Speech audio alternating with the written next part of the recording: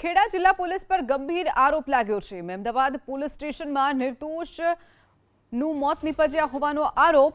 સુઢા વણસોલ ગામે પોલીસે દરોડા પાડ્યા હતા, જ્યાં જુગાર રમતા વ્યક્તિઓની ધરપકડ કરાઈ હતી। 3 વ્યક્તિઓમાંથી 50 વર્ષીય ગોવિંદભાઈ ચૌહાણનું પોલીસ સ્ટેશનમાં જ મોત નીપજ્યું।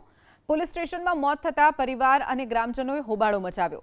પરિવારનો આરોપ છે કે ગામમાંથી પસાર થઈ રહ્યા હતા તે અને નિર્દોષ હોવા છતાં પણ પોલીસે ધરપકડ કરી।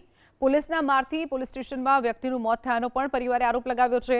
જો કે પોલીસનો દાવો છે કે ગોવિંદભાઈને અચાનક હૃદયરોગનો હુમલો આવ્યો છે।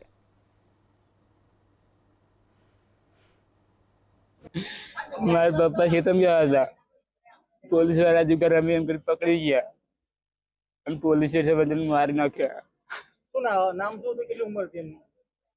ગોવિંદ રાજંગ નામ હતું। આજરોજ મહેમદાવાદ પોલીસે જુગારની સફળ રેડ કરતા વણસોલ સુંઢા ગામેથી 3 આરોપીઓને જુગાર રમતા પકડી પાડેલા હતા અને આગળ ગુનાની કામે તપાસ માટે 3 આરોપીઓને પોલીસ સ્ટેશને લાવવામાં આવ્યા હતા।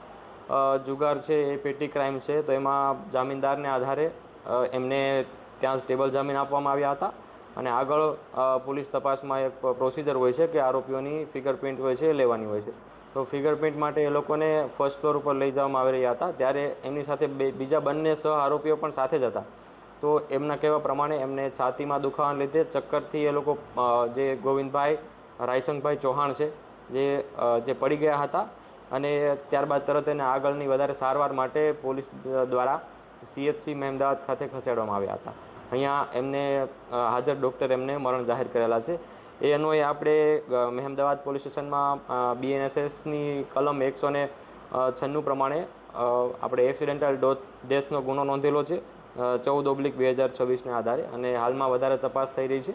હાલમાં SDM સાહેબ દ્વારા એમનું ઇન્ક્વેસ્ટ પંચનામું થઈ રહ્યું છે।